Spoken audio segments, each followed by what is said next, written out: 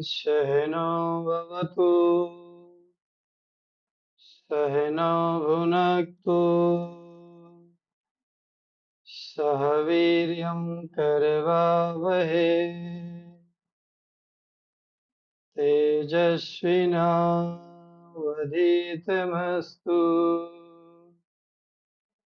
मा विद्विषावहै।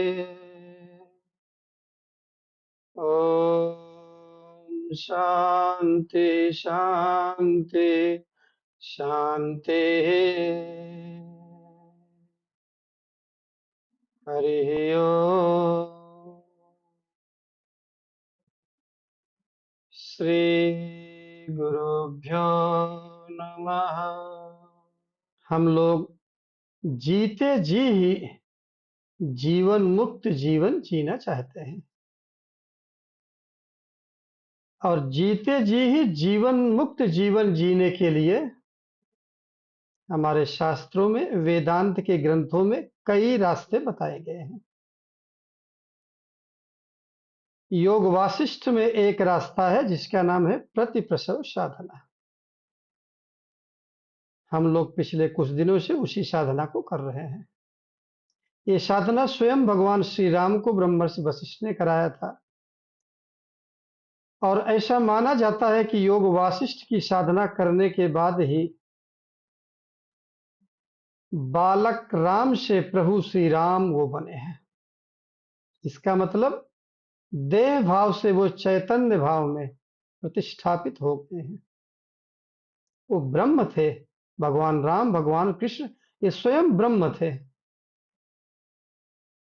लेकिन हम जैसे मंद बुद्धि लोगों को शिक्षा, दीक्षा, प्रेरणा, आदर्श स्थापित करने के लिए रामो विग्रहवान धर्म, मानव की तरह उन्होंने एक्टिंग किया है।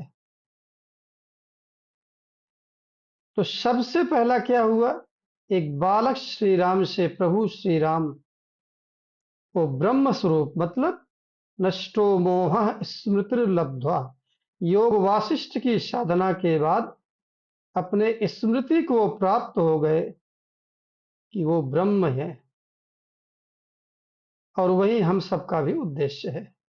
क्यों? क्या हम भी ब्रह्म बन सकते हैं? हाँ, बन सकते हैं। क्या प्रूफ है? ममैवांशो जीवलोके जीवभूते सनातन। हम जीवात्मा भी प्रभु के ही अंश हैं। कैसे अंश? स्वगत भेद अंश नहीं है, जैसे शरीर का एक अंश हाथ होता है, ऐसा अंश नहीं है। हम लोग कैसे अंश हैं? प्रभु के प्रतिबिंब अंश हैं। भगवान बिंब है, हम उनके प्रतिबिंब हैं। जैसे एक शरीर की छाया होती है, उस तरह से हम लोग अंश हैं। ईश्वर अंश, जीव अविनाशी। अगर ईश्वर अविनाशी है तो हम भी अविनाशी हैं, क्योंकि वो अगर परमात्मा है तो हम भी जीवात्मा हैं। हम लोग different stand point, different view point, different frame of reference से सबसे पहले अपने आप को समझने की कोशिश कर रहे हैं। हमारे वेद में, हमारे वेदांत के अन्य ग्रंथों में, प्रकरण ग्रंथों में, योग वासिष्ठ में तीन चीज को समझाया गया है: जीव, जगत और जगदीश्वर परमेश्वर। ये तीन चीज जब तक हम नहीं समझते हैं तब तक हम जीवन मुक्त जीवन नहीं जी सकते हैं। सबसे पहले हम लोग अभी जीवात्मा, जीव को समझ रहे हैं। जीवात्मा को समझने के लिए फिर हम डिफरेंट स्टैंड पॉइंट से समझ रहे हैं और उसी कड़ी में हम लोग पिछले सत्संग में हमने देखा, चूंकि मानव जीवन, नर जन्म हमको मिल गया है और मानव जीवन मिलना ही ये दिखाता है कि प्रभु की कृपा हमारे ऊपर है। क्योंकि प्रभु की कृपा के बिना मानव जन्म नहीं मिल सकता है। और फिर उसमें सत्संग करने की इच्छा हो, साधना करने की इच्छा हो, मुमुक्षुत्व की इच्छा हो, और फिर बाद में वो मुमुक्षुत्व जिज्ञासा में कन्वर्ट हो, ये भी बिना प्रभु की कृपा के संभव नहीं है। हमारे आपके ऊपर है, इसीलिए हम आप बैठे हैं। और तीसरी चीज, जो सबसे बड़ी चीज, गुरु की कृपा, गुरु का मिलना, महापुरुषों का मिलना। ये तीन चीज विवेक चूड़ामणि में भगवान भाष्यकार बताते हैं कि ये तीन चीज बिना भगवत कृपा के नहीं प्राप्त हो सकता है। हम तीनों लोगों को ये प्राप्त है, इसका मतलब भगवत कृपा काम कर रही है। चूंकि मानव जन्म मिल गया है तो हमको पुरुषार्थ करना है। हम लोगों ने बहुत ही गहराई में जाकर के एक डिफरेंट स्टैंड पॉइंट से हमने समझने की कोशिश किया कि ये पुरुषार्थ क्या होता है। नॉर्मल जो समाज में फैला है पुरुषार्थ क्या होता है, वो एक अलग चीजें हैं। लेकिन जब है कि हम परंपरागत रूप से सीखते हैं, तब हमको समझ में आता है ये पुरुषार्थ क्या है। पिछले सत्संग में हमने सीखा कि अर्थ क्या है। सबसे पहला पुरुषार्थ अर्थ है, और ये अर्थ को इंग्लिश में हम सिक्योरिटी समझते हैं। अर्थ की जरूरत है। हम लोग अर्थ के लिए अगर काम कर रहे हैं तो नथिंग इज बैड। यहाँ तक कि धार्मिक आदमी और जो लोग जीवन मुक्त के पथ, जीवन मुक्त जीवन जीना चाहते हैं, वो लोग भी अगर अर्थ को लिए काम कर रहे हैं तो हमारा शास्त्र उसकी परमिशन देता है। Nothing is bad. अर्थ आता है तो कामनाएं आती हैं, डिजायर्स आती हैं। और ये डिजायर में संतान उत्पत्ति से लेकर के डिजायर, जो जिसको हम भोग विलास बोलते हैं, हमने देखा है सुख दुख एनालिसिस में कि इस भोग आनंद जो है ये ब्रह्मानंद से मात्रा। भोग आनंद, संसार का आनंद भी ब्रह्मानंद की मात्रा है, वो इसकी एक झलक है। तो वो भी कोई गलत नहीं है। और हमने अर्थ के बाद जो काम है, काम को इंग्लिश में हमने बोला प्लेजर या इंटरटेनमेंट। हमने ये देखा कि ये दोनों चीजें कभी कभी इंटरचेंज भी हो जाती है। जैसे अगर मेरी आर्थिक स्थिति बाइक से चलने की है और मैं कार खरीद रहा हूं, तो वो कार प्लेजर में आएगा, वो कार अर्थ में नहीं आएगा।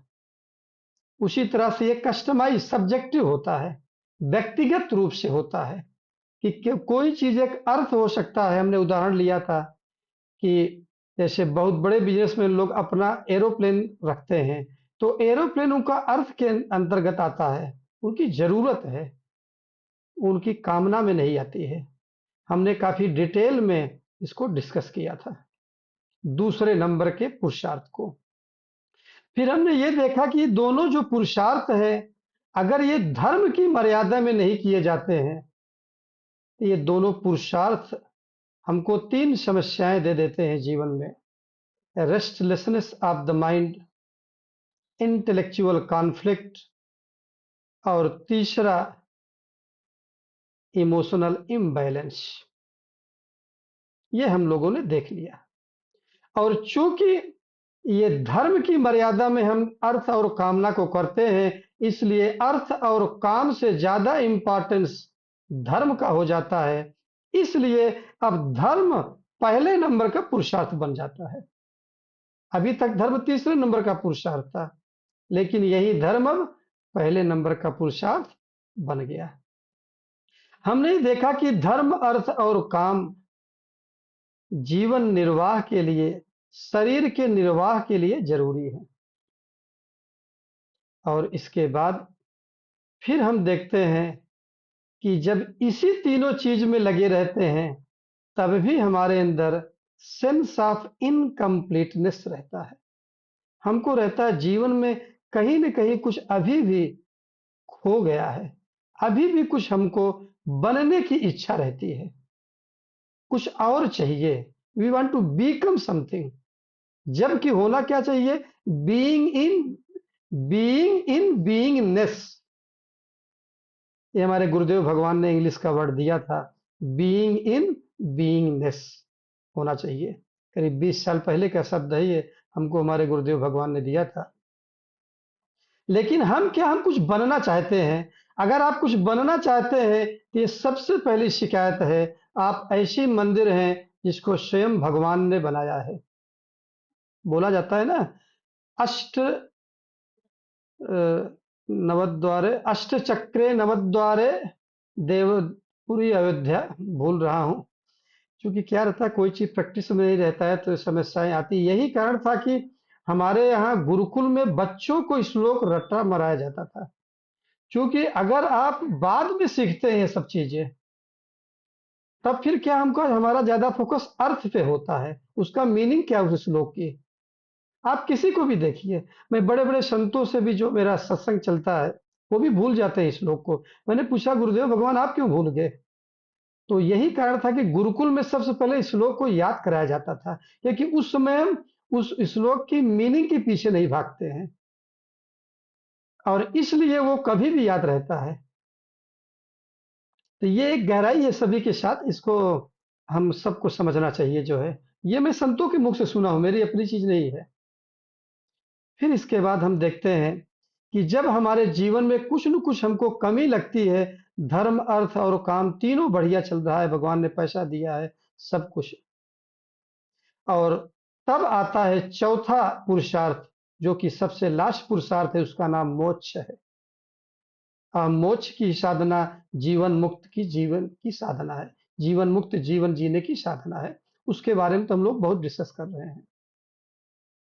अब हमने यहाँ पर देखा कि जब अभी तक चार पुरुषार्थ थे, लेकिन जब हमने देखा कि मोक्ष मिलने से, जीवन मुक्ति मिलने से ही सब कुछ मिल जाता है, इसलिए केवल एक ही पुरुषार्थ बचता है, धर्म अर्थ और काम अपने आप धीरे धीरे जीवन से चला जाता है। मतलब there is not a hankering for this. इसका मतलब ये नहीं हम करते नहीं हैं, लेकिन उसके पीछे भागते नहीं हैं। चीजों को सही अर्थ में समझना बहुत जरूरी है। इसके बाद हमने देखा सबसे जो कम समझा हुआ शब्द है धर्म और मोक्ष। मोक्ष के बारे में तो हमारा डिस्कशन चल ही रहा है, हमारी साधना ही है मुक्ति की। लेकिन धर्म के बारे में हमने देखा कि धर्म हैज टू बी इंटरप्रेटेड। धर्म is not in black and white. उसी को आज हम समझते हैं, अगले 10-15 मिनट में हम समझेंगे कि पिछला हमने 3 एग्जाम्पल लिया था कि हमारे दिमाग में क्या रहता है कि मनुस्मृति में या रामायण में, जैसे रामायण और महाभारत को हमारा धर्म शास्त्र बोला जाता है, और मनुस्मृति को हम ये सोचते हैं कि रामायण और महाभारत में लिखा हुआ है, और वाल्मीकि रामायण का पहला शब्द ही है रामो विग्रहवान धर्म।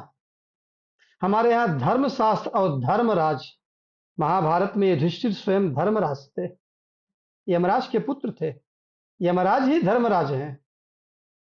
इसमें भी थोड़ा सा भ्रम वाली बात है कि यमराज जो मौत के ये जिम्मेदार है, वो धर्मराज कैसे हो सकते हैं? बहुत पहले यूनिवर्सिटी में मेरे से एक मेरा स्टूडेंट पूछा था कि यमराज तो मौत कर देते हैं, तो धर्मराज कैसे हो सकते हैं? खैर वो बच्चा था, उसकी समझ उतनी थी। तो बाद में हमको समझ में आता है कि नहीं, ये मौत नहीं है, ये तो नए जन्म की तैयारी है। हमने देखा कि धर्म जो है को इंटरप्रिटेशन करना है। माँ का धर्म देखा, माता पिता का धर्म देखा, पुत्र का धर्म देखा, स्वधर्म देखा। और जब हम जीवन को धर्म के साथ जीते हैं तो कितना कष्ट होता है, उसको भी हमने एक एग्जाम्पल लेके देखा था कि अगर आपका बेटा आपसे पूछ रहा है कि आप धर्म के पथ पर तो चले, आपको क्या मिला? आपके साथ वाले सभी आगे बढ़ गए, लेकिन आपको क्या मिला? आज उनके पास सब कुछ है, आपके पास कुछ भी नहीं है। तो आप क्या जवाब देंगे? आत्मनः प्रतिकूलानि परेशान समाचरेत। इतना तो अभी तक हमने इसका सिंहावलोकन किया। इंग्लिश में बोलते हैं रिकैप करना, रिवीजन करना, और शास्त्र की भाषा में सिंहावलोकन। पीछे की चीजें इतना डिस्कस हो चुका है, और अभी भी आपको पूरा नहीं मालूम है तो आपको उसके लिए जो हमारा रिकॉर्डिंग है उसको 2-3 बार, कई बार सुनेंगे, तब चीजें समझ में आएगी। अब हम धर्म की 3 चीजें और डिस्कस करने जा रहे हैं, जो कि बहुत ही जरूरी है। और ये चीजें ज्यादातर समझ में आती है जब हमारा उम्र 40 साल के बाद होता है, और हम सभी लोग उसी उम्र वाले हैं, 40 के बाद वाले। हम धर्म को तीन चीजों से देखने जा रहे हैं। पहला है धर्मो रक्षति रक्षितः, दूसरा है धर्म, सामान्य धर्म और विशेष धर्म, और तीसरा हम देखेंगे धर्म ही कर्म और उसका दृष्ट और अदृष्ट फल। इस तीन चीज को हम नहीं समझेंगे तो हमारा जीवन, कुछ भी आप साधना कर लीजिए, कुछ भी, कितने ग्रंथों के बड़े बड़े गुरुओं के चरणों में भी बैठ लीजिए। इसीलिए गुरु लोग ये छोटी छोटी चीजें जो मैं बता रहा हूं, जो उनके यहाँ रह के साधना करते हैं। मैं एक बहुत बड़े महात्मा से पूछा कि भगवान ये आप लोग क्यों नहीं सत्संग में ऐसे ही बताते हैं? बोले लोग समझेंगे नहीं, इसलिए जो हमारे आश्रमों में आते हैं, रहते हैं लॉन्ग टर्म के लिए, हम केवल उन्हीं को समझाते हैं। दुर्भाग्यवश आज के दिन में हमारा गुरुकुल जो है ऑनलाइन है, तो हमको ऑनलाइन ही सीखना पड़ेगा। कुछ तो मजबूरी है, उसके लिए उसका कोई रास्ता आज के अभी समय में नहीं है। तो सबसे पहला है धर्मो रक्षति रक्षिता। बहुत ही ध्यान से श्रवण करेंगे और बहुत ही जरूरी चीज है। ये धर्मो रक्षति रक्षिता कैसे होगा? भगवत गीता के फर्स्ट चैप्टर के 40 नंबर श्लोक में अर्जुन बहुत ही धार्मिक व्यक्ति था, जबकि दुर्योधन धार्मिक नहीं था। उनका उदाहरण हम लेकर के चलेंगे। हमारे पास उदाहरण रहता है तो हम चीजों को अच्छे ढंग से समझते हैं और जल्दी समझ जाते हैं। अर्जुन बोलता है धर्मे नष्टे अधर्म अभिभवति। अगर यदि धर्म नष्ट हो जाता है तो अधर्म हावी हो जाता हमारे ऊपर। कितनी बड़ी बात अर्जुन! और उससे बड़ी बात योगेश्वर भगवान श्री कृष्ण पूरे चैप्टर 1 में कहीं नहीं बोल रहे हैं, और केवल श्रोता बन करके सुन रहे हैं। एक गुरु का काम, एक मास्टर का काम जब भी रहता है कि सबसे पहले आप काउंसलिंग किसी का करते हैं तो बी ए गुड लिसनर। कहीं भी भगवान नहीं बोल रहे हैं, और ये भगवान नहीं बोल रहे हैं, स्वयं अर्जुन का शब्द है, धर्मे नष्टे अधर्मे अभिभवति। धर्म यदि नष्ट हो जाता है तो अधर्म हावी हो जाता है। इसलिए धर्म की रक्षा करना जरूरी है। अब धर्म की कैसे रक्षा किया जाए? जैसे कि एग्जाम्पल लेते हैं, इतिहास की रक्षा। हमारे देश के इतिहास के साथ बहुत खिलवाड़ किया गया, और उसका कारण क्या हुआ कि हम लोग, रियल इतिहास हमारा लुप्त हो गया। हमारे इतिहास को एक गलत, उनका समय बोलते हैं, वेस्टर्न हिस्टोरिकल ने बोला और गलत समय बता दिया जाता है। बोलते हैं पतंजलि कौन थे? पतंजलि अभी 600 साल पहले पैदा हुए थे। वो लाखों साल पहले के ऋषि पतंजलि जो है, उनको बोल दिया जाता है अभी कुछ 100 साल पहले पैदा हुए थे। इतिहास का संरक्षण कैसे किया जाता है? इतिहास अगर लिखित में है और पूरी सिविलाइजेशन को भी नष्ट कर दिया जाए, इसके बाद भी आने वाली पीढ़ियां इतिहास को पढ़ेंगी तो उनको याद आ जाएगा। आज हम कैसे समझते हैं, महाराणा प्रताप उस राजस्थान की वीर भूमि से, महाराणा सांगा, छत्रपति शिवाजी महाराज, अलूरी सीताराम जी आंध्र प्रदेश से, सुभाष चंद्र बोस, चंद्रशेखर आजाद, राम प्रसाद बिस्मिल, और भी कितने अनजान, अनगिनत, जिनके बारे में कोई जानता नहीं है, कुछ लोगों को जानबूझ के भुला दिया गया। ऐसे लोग हमारे देश को आजाद करने में सहयोग दिए, और उनका इतिहास पढ़ते हैं तो आने वाली पीढ़ियां समझ जाती हैं। इस तरह से इतिहास की रक्षा की जाती है।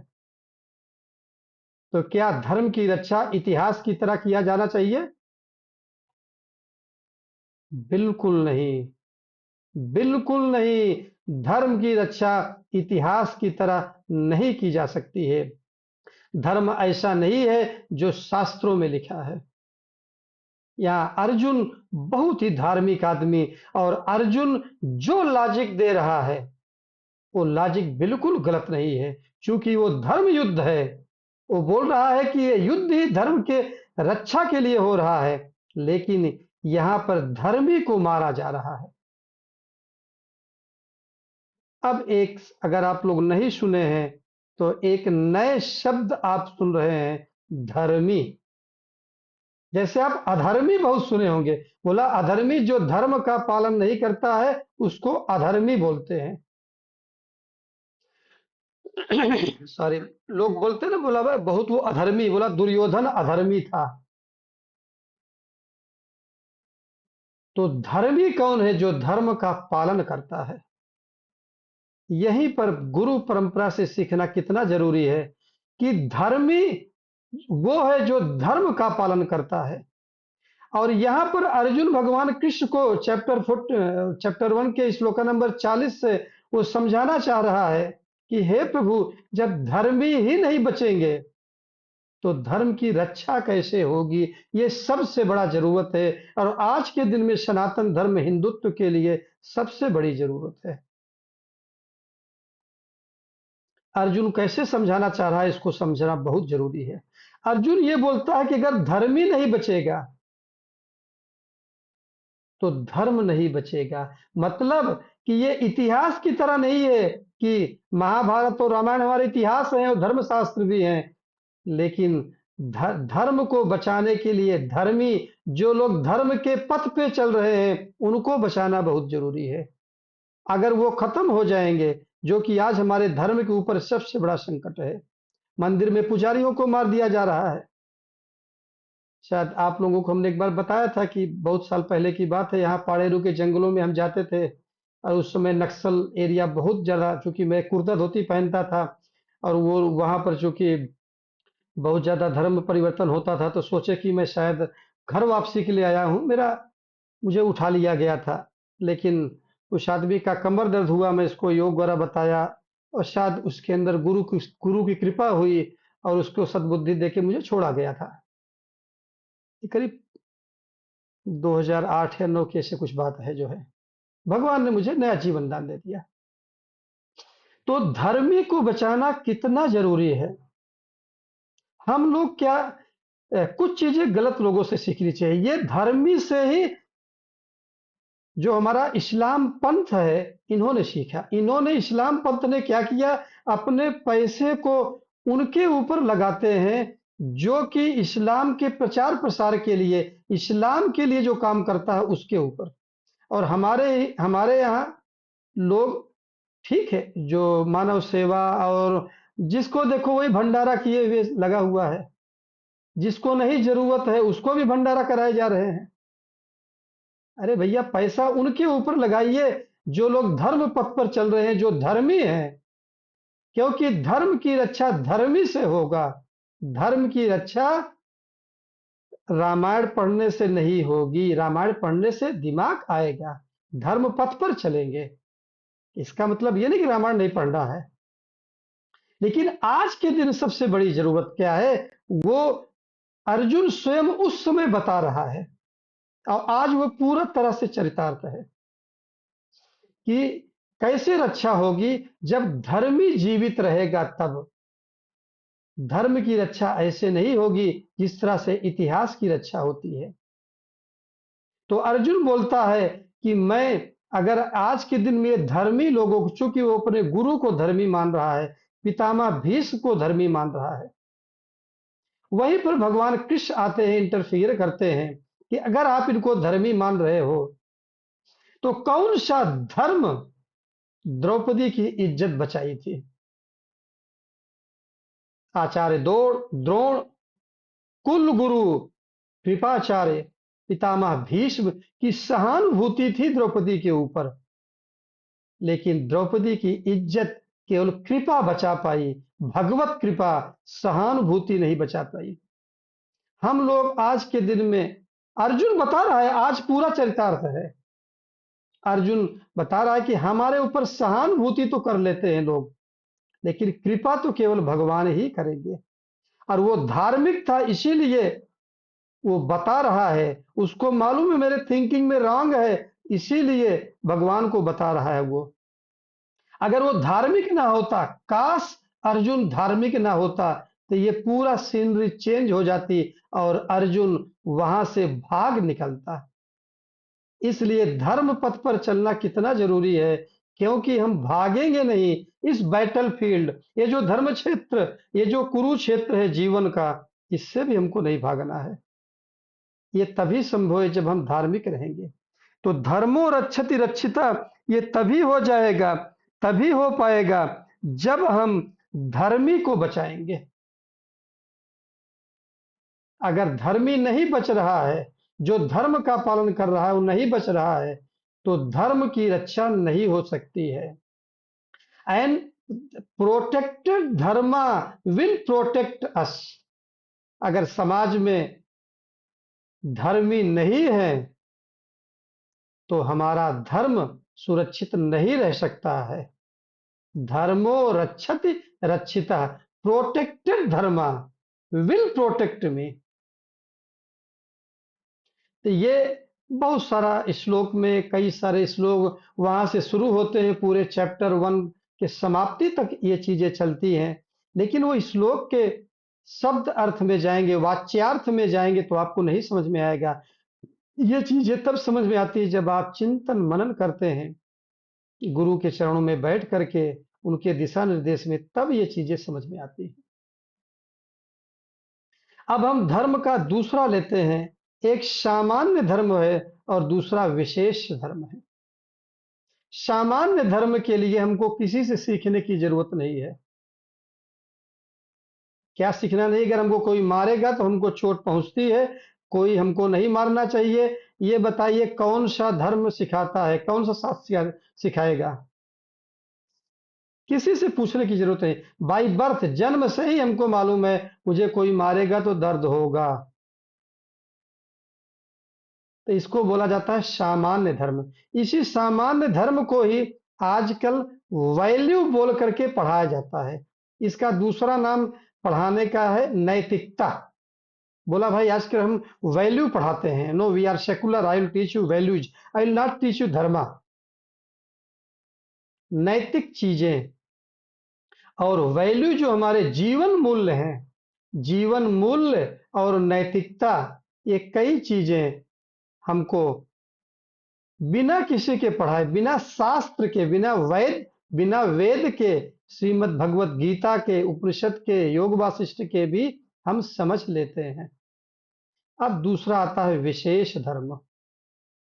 विशेष धर्म को समझने के लिए शास्त्र चाहिए और गुरु चाहिए।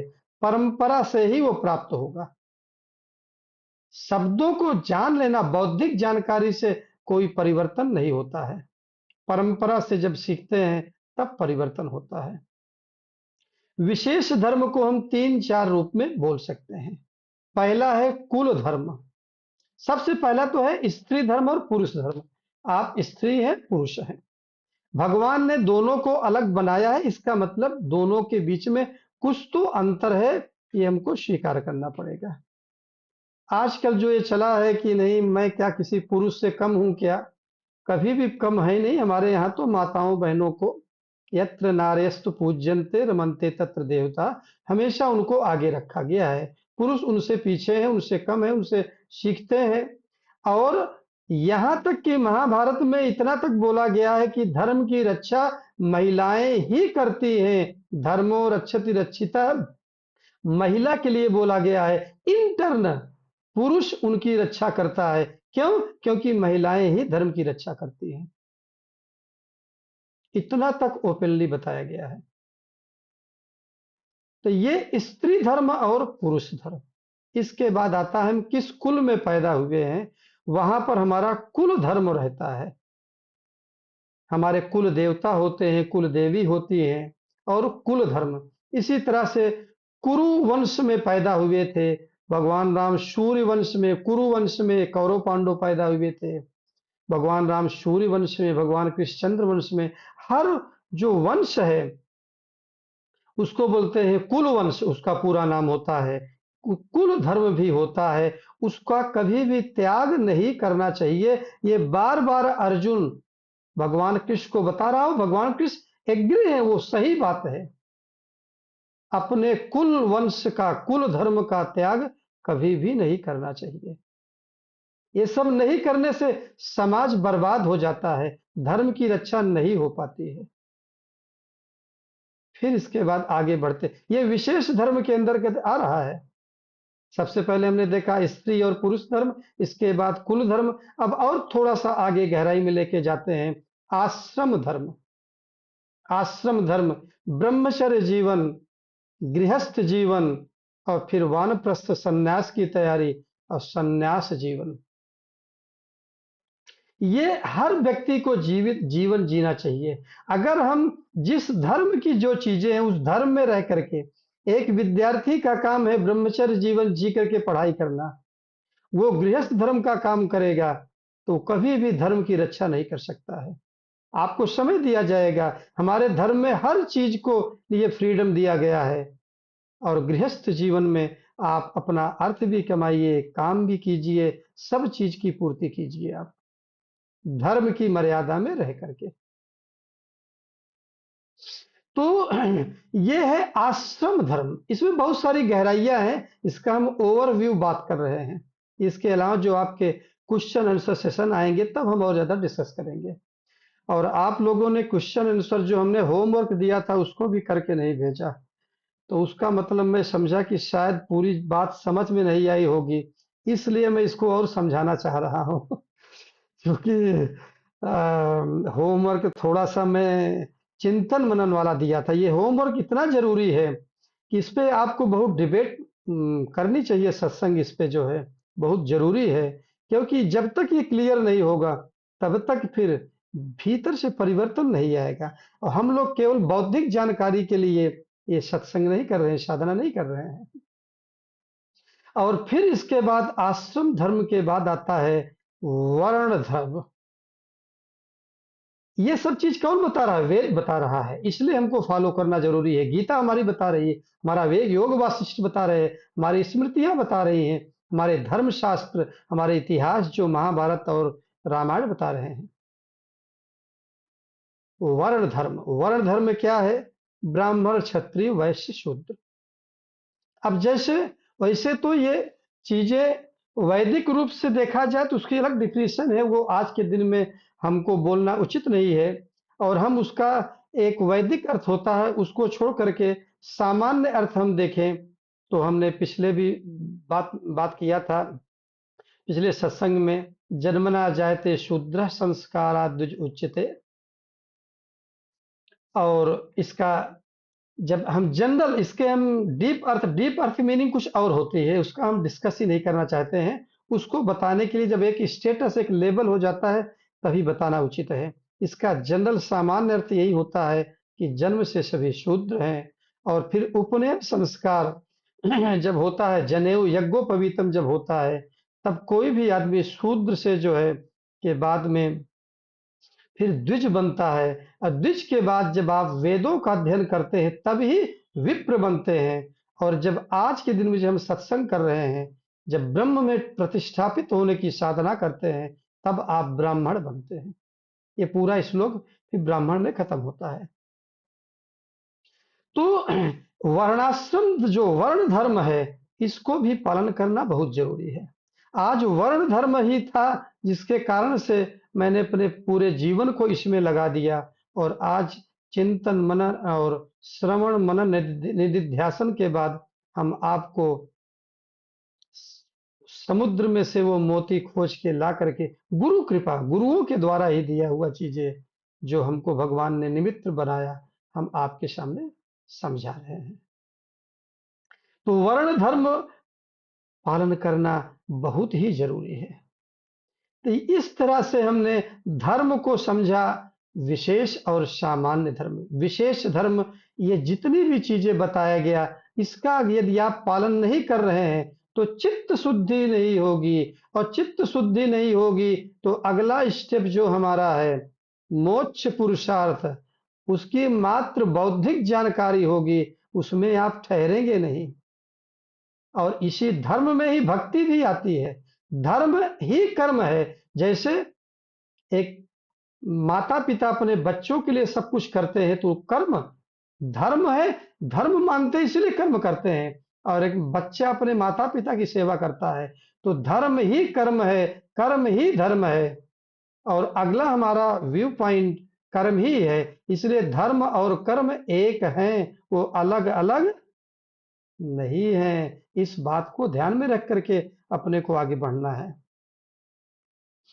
तब जब फिर ये धर्म ही कर्म है, और जब हम इस तरह से धर्म को समझते हैं, और फिर इसके बाद देखते हैं कि जब धर्म ही कर्म है और कर्म करते हैं तो कर्म फल आता है। वो कर्म फल दो प्रकार का होता है, एक दृष्ट और दूसरा अदृष्ट फल। दृष्ट फल मतलब जो तुरंत फायदा होता है, इमीडिएट गेन। और अदृष्ट फल का मतलब होता है जो पाप और पुण्य के रूप में होता है। कई लोग बोलते हैं धर्म को मानता हूं, हम वेद को भी मानते हैं, गुरुजी आपको भी मानते हैं, लेकिन पुण्य पाप को नहीं मानेंगे। तो यह कैसी मानना हुआ? कई लोग बोलते हैं मुझे, मेरा धर्म में श्रद्धा है, आप में श्रद्धा है, वेदों में श्रद्धा है। बोले बस श्रद्धा, अरे ऐसी श्रद्धा किस काम की जो श्रद्धा आपको एक्शन कर्म के लिए प्रेरित ना कर सके। वो आपने मान लिया श्रद्धा है।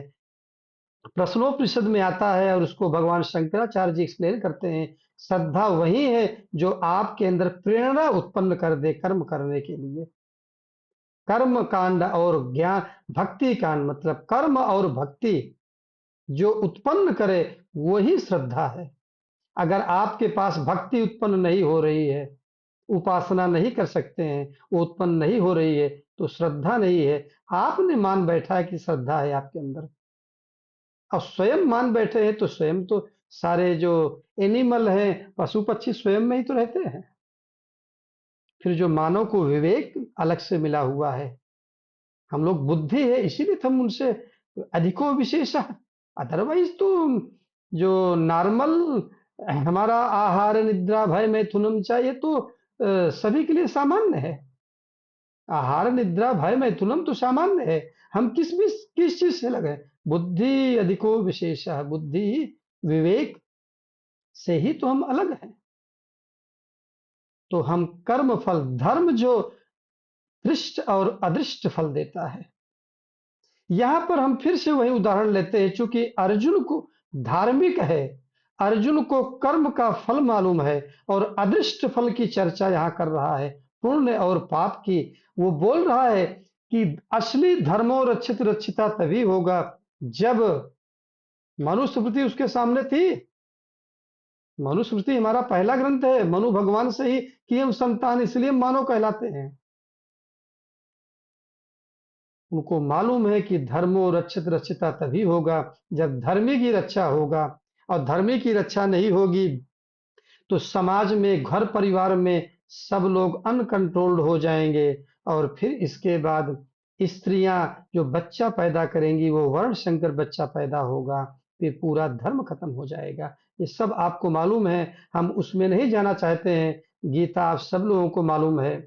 आजकल तो गीता पे हमारे गुरु संत महात्मा लोग बहुत ज्यादा काम कर रहे हैं कि घर घर कैसे गीता पहुंचे जो है।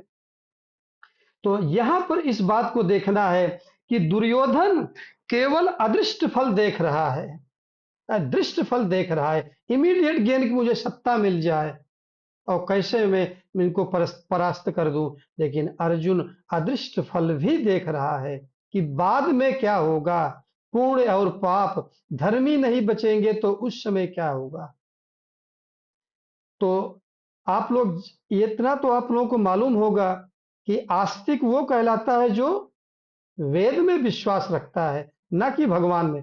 नास्तिक भी भगवान को मानते हैं, लेकिन उससे एक और गहरी चीज आप लोगों को आज हम बताना चाहते हैं। शायद मालूम होगा, अगर नहीं मालूम है तो एक चीज ये समझना है कि आस्तिक वो है जो अदृष्ट फल पर विश्वास करता है। पुण्य और पाप पर जो विश्वास करता है वो आस्तिक है। और पुण्य और पाप पर विश्वास करना चाहिए, अदृष्ट फल, ये किसने बताया? वेद ने बताया। तो वेद पर विश्वास करने का मतलब क्या है? जो लोग कर्म के अदृष्ट फल पर विश्वास करते हैं अदृष्ट मतलब जो दिखाई नहीं पड़ता है, पुण्य और पाप, वो उनको आस्तिक बोला जाता है। मंदिर जाना आस्तिक नहीं है। ऐसे ही मुंह से बोल देना मैं भगवान को मानता हूं आस्तिक नहीं है। अगर आप पुण्य और पाप पर विश्वास नहीं करते हैं तो आप आस्तिक नहीं है। ये है सबसे बड़ी गहराई धर्म की। तो हम लोगों ने ये समझने की कोशिश किया कि धर्म के डिफरेंट पहलू, जिसको हमने बोला था धर्म हैज टू बी इंटरप्रेटेड, धर्म की व्याख्या करनी पड़ती है। धर्म ब्लैक एंड व्हाइट में नहीं है, उसका कॉन्टेक्स्ट क्या है, इंटेंशन क्या है, केवल एक्शन, कोई आदमी काम उसका देख करके। हम लोग क्या, कई लोग बोलते हैं अच्छा अब ये बताइए इस संसार में कोई अच्छा ज्ञानी है कि नहीं, धार्मिक है कि नहीं। अरे भाई उसके कर्म से उसको मत पहचानिए, उस कर्म के पीछे उसकी इंटेंशन क्या है, उसकी मनसा क्या है, उससे पता चलता है कि व्यक्ति धार्मिक है कि नहीं। दुर्वासा ऋषि हमेशा क्रोधी थे, लेकिन ऋषि थे। पराशर ऋषि का काम देखिए, मैंने पहले दिन भी बताया था कि आज के दिन में होता तो पराशर ऋषि को पॉस्को एक्ट के तहत अरेस्ट कर लिया जाता, लेकिन वो हमारे ऋषि थे। उनके कारण ही आज व्यास ऋषि हुए, और व्यास ऋषि ने ही वेद पुराण सब कुछ की जो है, वेद को लिपिबद्ध किया, पुराणों की रचना किया, ब्रह्म सूत्र लिखे। अब ब्रह्म सूत्र का भाष्य पर अगर आदि गुरु शंकराचार्य जी न लिखते तो दसों उपनिषद का भाष्य हमको न मिलता। एक एक शब्द मोती की तरह है, जिसको बार बार जब हम सुनते हैं तब धर्म की गहराई पता चलती है। और जब धर्मयुक्त जीवन जीते हैं, क्यों जीवन जीना है, धर्मयुक्त जीवन जीने का मतलब कर्म कांड और ज्ञान उपासना कांड, कर्म और भक्ति पर विश्वास करना। अगर आप भक्ति पर विश्वास करते हैं, अच्छे कर्मों पर विश्वास करते हैं, इसका मतलब आप धार्मिक हैं। अगर आप पाप और पुण्य पर विश्वास नहीं करते हैं तो आप आस्तिक नहीं हैं, धार्मिक नहीं हैं। और धर्म की रक्षा करने का तब उस समय अर्जुन गीता में बता रहे हैं, आज उससे भी ज्यादा जरूरी है। जो धर्मी हैं, धर्म पथ पर चल रहे हैं, उनका आप सहयोग कीजिए। ये हमारे शास्त्र बोल रहे हैं, मैं अपने से नहीं बता रहा हूं। धर्मी ही नहीं बचेंगे अगर धर्म पथ पर चलने ठीक है, वो जब तक चलेंगे मर जाएंगे, धर्म का पथ नहीं छोड़ेंगे। लेकिन समाज क्या क्या कर्तव्य है, जो सोसाइटी समाज में रहते हैं, क्या उनकी जिम्मेदारी नहीं है धर्मी की सहायता करना। याज्ञवल्क्य ऋषि को देखिए, जब वो सन्यास के लिए जा रहे हैं उस समय बता रहे हैं मेरे पास अथाह धन संपत्ति है। इतिहास इस बात का सबूत है, इस बात का प्रूफ है इतिहास, कि धर्मी के पास अगर धन संपत्ति आई है तो कभी भी मिसयूज नहीं किया है। वो धर्म रक्षा, अगर अपने खर्चा के अलावा जो उसके पास है वो केवल धर्म रक्षा में ही लगाया। कोई धर्मी, मैं रियल धर्मी की बात कर रहा हूं। आजकल के जो दिखावटी लोग हैं, छद्म वेशधारी काल नेमी रूप में, उनकी बातें नहीं कर रहा हूं। तो अर्जुन जो गीता में बोल रहे हैं धर्मी की रक्षा करना ही धर्म रक्षा है, ये है धर्म को सही से समझना। ये है धर्मो रक्षति रक्षिता, ये है धर्मे नष्टे अधर्मे अभिभवति। अगर धर्म नष्ट हो गया, धर्मी नष्ट हो गया, धर्म पथ पर जो समाज में चल रहे हैं अगर वो लोग नष्ट हो गए, तब फिर धर्म इतिहास की तरह नहीं है जो कि केवल किताबों में रहेगा। धर्म, जो धर्मी है उसके जीवन में धर्म रहता है, और उसके सबसे उच्च आदर्श आज तक के सनातन धर्म की परंपरा में कौन रहा है, रामो विग्रहवान धर्मा। धर्म के साक्षात विग्रह स्वरूप स्वयं मर्यादा पुरुषोत्तम भगवान श्री राम। आज का सत्संग यहीं पर हम समाप्त करते हैं। ओम पूर्णमदः पूर्णमिदं पूर्णात् पूर्णमुदच्यते पूर्णस्य पूर्णमादाय पूर्णमेवावशिष्यते। ओम शांति शांति शांति। श्री गुरुभ्यो नमः।